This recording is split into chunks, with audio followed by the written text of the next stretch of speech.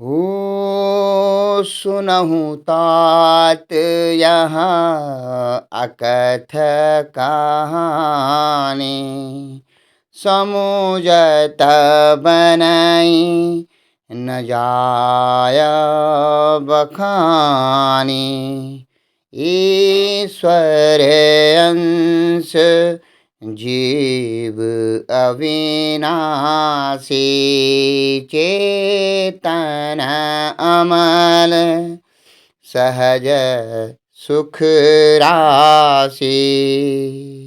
भावार्थ। हे तात, यह अकथनीय कहानी वार्ता सुनिए। यह समझते ही बनती है, कही नहीं जा सकती है। ईश्वर और जीव एक ही अंश है, या यूं कहें कि जीव ही ईश्वर का अंश है।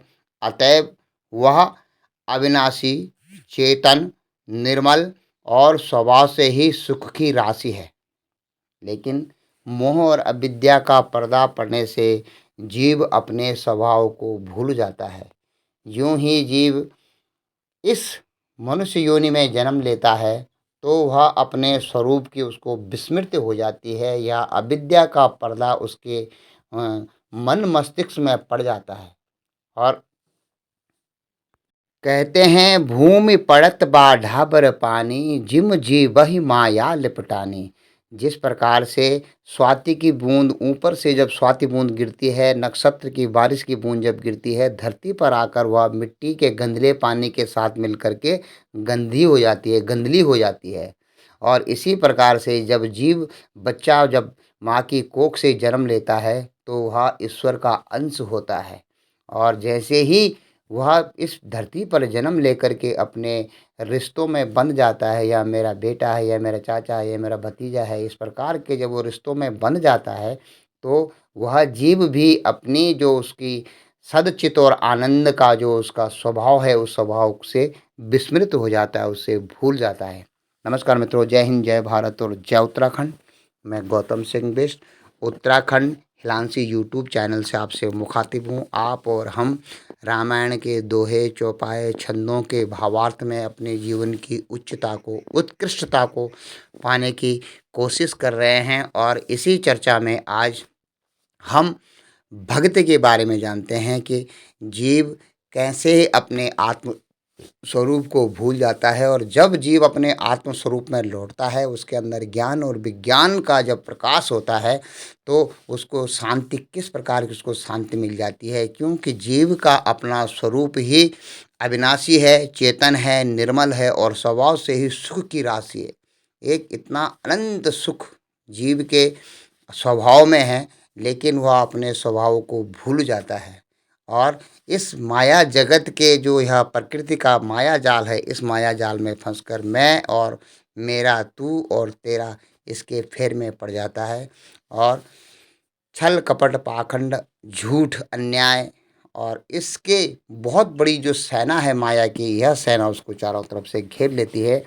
और जीव एक अज्ञान के पर्दे में लिपट करके, मोहग्रस्त होकर के किस प्रकार आगे इसका वर्णन करते हैं तुलसी बाबा, और लिखते हैं कि सो माया बस भयहूँ गोसाई बांधो कीरे मरकट की नाही जड़ चेतन ही ग्रंथि पर गई यद्यपि मृषा छूटत कठिनाई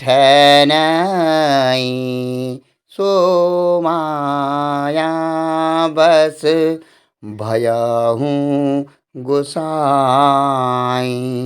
भावार्थ।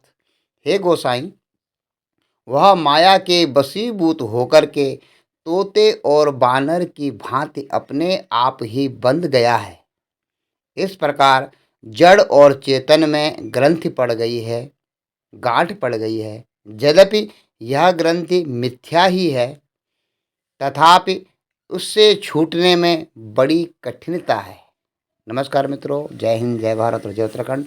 यहाँ पर तुलसी बाबा लिखते हैं कि जो अविनाशी अमल और चेतन और सुख की राशि जो जीव था, जो कि ईश्वर का अंश था, उस पे जब माया का पर्दा पड़ता है तो वह एक ऐसी गांठ में पड़ जाता है, एक ऐसी ग्रंथि उसके हृदय में आ जाती है कि जिसको वह अविद्या कह सकते हैं इसको आप। सो माया बस भयउ गुसाही, वो माया के बस में होकर के वह जीव बध्यो कीर मरकट की नाई, तोते और बंदर की तरह इस संसार के चक्र में फंस जाता है। तो मित्रों, जैसे आप जानते हैं, तोता और बंदर की उपाधि यहाँ पर इसलिए दी गई है कि बंदर को जब बंदर वाले पकड़ते हैं तो किसी मटके में कुछ चने डाल देते हैं। जब बंदर देखता है कि मटके का मुंह बारीक है, वह उसमें अपना हाथ डालता है और मुट्ठी चनों की भर लेता है। और जब मुट्ठी वह भर लेता है तो वह मुट्ठी उसके सुराही में फंस जाती है और उसी सुराही की नुमा बर्तन को लेकर के बंदर भटकता रहता है चारों तरफ। और उसको, बंदर को पकड़ने वाला जीव उसको पकड़ लेता है, मनुष्य उसको पकड़ लेता है। बंदर यह नहीं समझता है कि अगर मैं इस मुट्ठी को, इस जो मेरी लोभ की मुट्ठी है, जो मेरी ममता की मुट्ठी, अगर मैं इस मुट्ठी को खोल दूंगा तो इस बर्तन से मेरा हाथ बाहर आ जाएगा। और वह सोचता है कि मुझे बर्तन के अंदर से किसी चीज़ ने पकड़ लिया है और वह भटकने लगता है।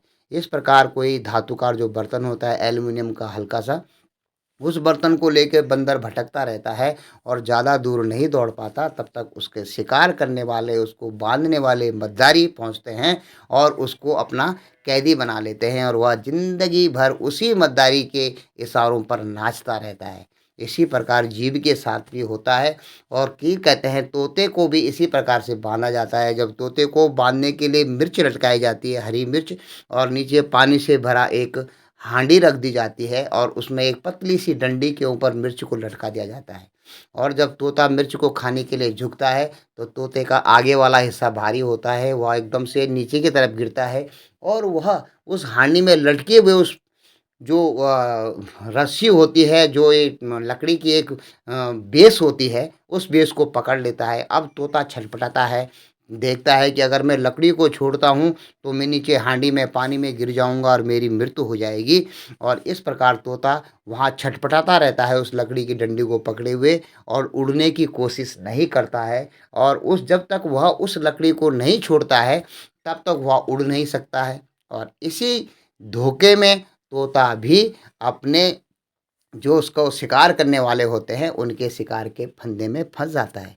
अगर तोते को ये पता होना चाहिए कि मेरे पास पंख हैं, इन पंखों से उड़कर मैं अनंत आकाश में उड़ सकता हूँ और इस लकड़ी को मुझे छोड़ देना चाहिए।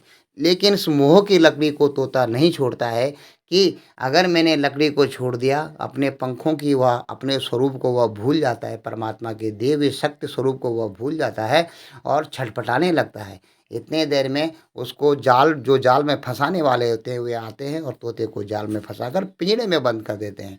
इसी प्रकार से कहते हैं, सो माया बस भयउ गुसाही, बांध्यो कीर मरकट की नाई। तोते और बंदर की तरह ही यह माया इस जीव को अपने कब्जे में कर लेती है और जिंदगी भर माया उसे नचाती रहती है। और क्या होता है, जड़ चेतन है ग्रंथि पड़ गई। जड़ और चेतन, यह शरीर जो जड़ है और यह जीव जो इसके अंदर है, आत्मा है, जीव आत्मा है, वह स्वतंत्र है और इन दोनों में ग्रंथि पड़ जाती है। इस शरीर में फंसी हुई जीवात्मा इस माया के चक्र में फंस जाती है। यद्यपि मृषा छूटत कट नहीं, यद्यपि यह झूठ है कि बंदर के हाथ को किसी ने अंदर से नहीं पकड़ा है, उसे उसकी बुद्धि का भ्रम है, माया का भ्रम है। जिस प्रकार से वह, जैसे ही वह मुट्ठी को, चने की मुट्ठी को छोड़ देगा, उसका हाथ बाहर निकल जाएगा और वो भाग जाएगा।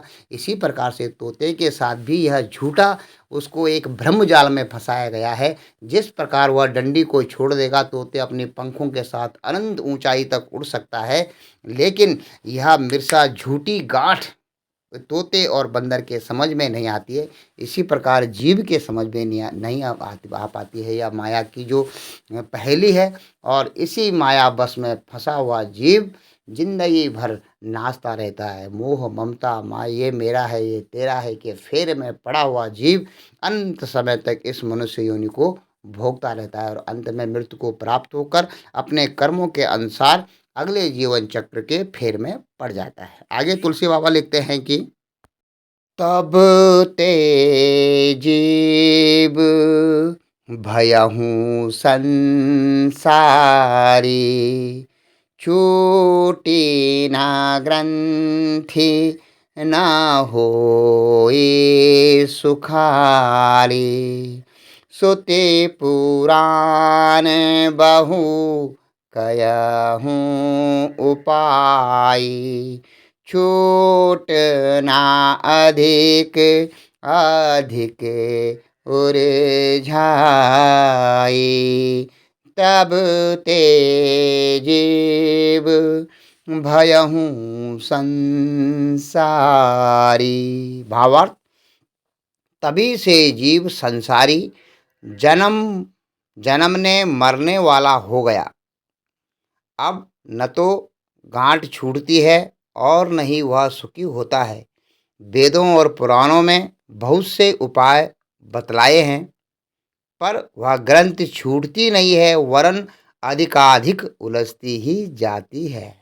नमस्कार मित्रों, यहाँ पर तुलसी बाबा कहते हैं, तब ते जीव भयउ संसारी। तब से यह जीव जब माया के बस में हो गया तो वह इस संसार के चक्र में फंसकर संसारी बन जाता है और अनेक बार 84 करोड़ योनियों में भटकता जाता है। अगर यह ग्रंथि से उस छूट गई, उसकी यह ग्रंथि उसने समझ लिया, जड़ को जड़ और चेतन को चेतन समझ लिया और अपनी सुख राशि जीवात्मा में वह रमण करने लगा, तो मृत्यु के पश्चात वह सीधा परमात्मा में उसका मिलन हो जाता है।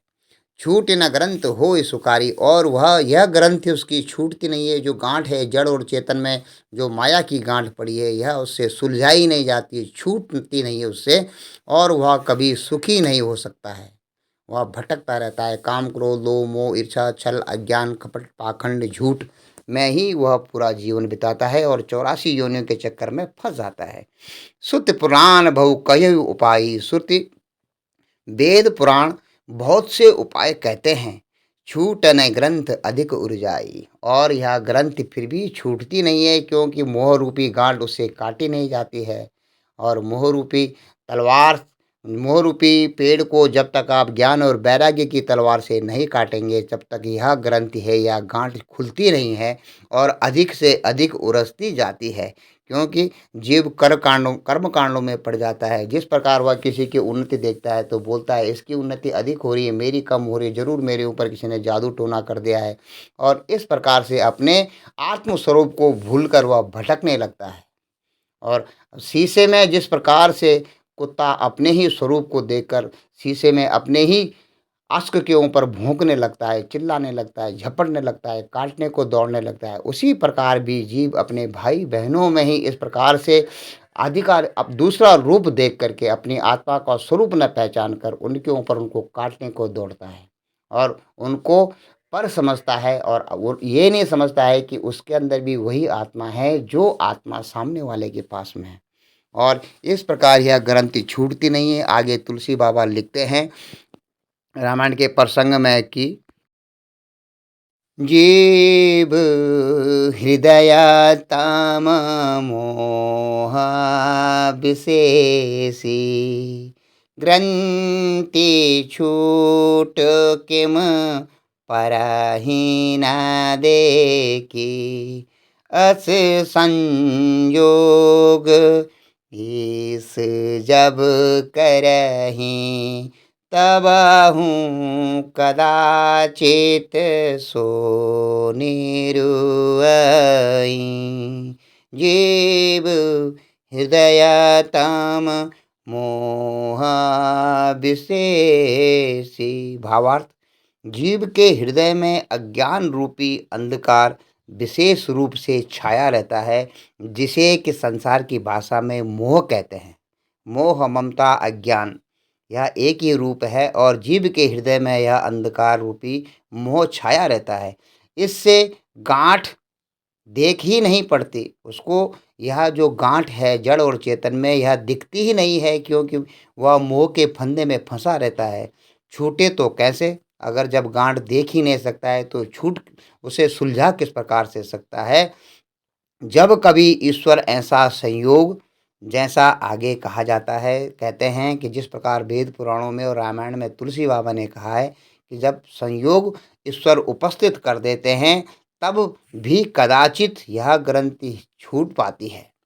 तब भी कदाचित अगर सही तरीके से अग्नि ने इसका अनुपान किया, औषधि का पान किया, जो वेद पुराणों में कहे गई हैं उसके अनुसार आप चले तो कदाचित यह ग्रंथि छूट सकती है, नहीं तो बहुत ही कठिनाई है।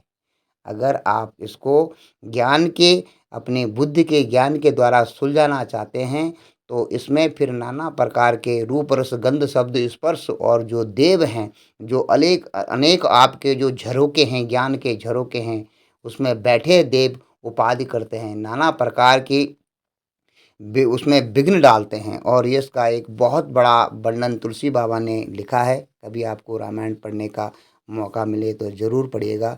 और अगर आपको और सुगम रास्ते से जाना है तो आप भक्ति का आश्रय ले सकते हैं, लेकिन क्योंकि भक्ति में इतना बड़ा जितना उलझन ज्ञान में है कि कहीं पे आधार नहीं है, ज्ञान सीखने में बड़ी कठिनाई होती है। लेकिन अगर आप भक्ति का नाता है, सर्वस्व प्रभु को अर्पण कर देते हैं आप, तो भक्ति मार्ग से आप सरलता से भगवान के उस स्थान पर पहुंच सकते हैं जहां से माया की शुरुआत होती है।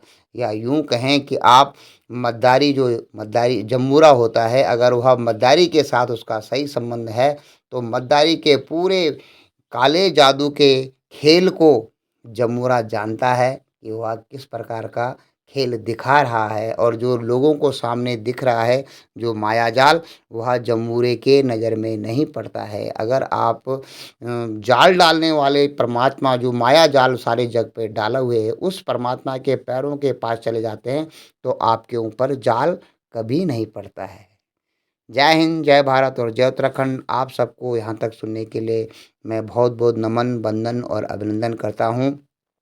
उत्तराखंड हिलांसी यूट्यूब चैनल के माध्यम से मैं आप और हम चर्चारत रहते हैं रामायण के प्रसंगों में, श्रीमद् गीता भागवत के प्रसंगों में, और साथ ही साथ उत्तराखंड की जो जल ज़मीन और जंगल की बातें होती हैं वे भी हम यहाँ पर उसकी चर्चा करते हैं। और आप सब ने इस यूट्यूब चैनल को बहुत सराहा। जो मित्र मुझे सुन पा रहे हैं और रुचि रखते हैं आध्यात्म में, तो मेरे चैनल को आप लाइक कीजिएगा, सब्सक्राइब कीजिएगा। और अगर आपको नहीं रुचता है तो और बहुत से भगवान ने बहुत से पंथ बनाए हैं, अनेक पंथों की मदद से आप अपने जीवन में शांति की तरफ अग्रसर हो सकते हैं। आप सबका मैं चरण वंदन और नमन करता हूँ। जय हिंद, जय भारत और जय उत्तराखंड। आप सबका बहुत बहुत धन्यवाद। जय श्री राम।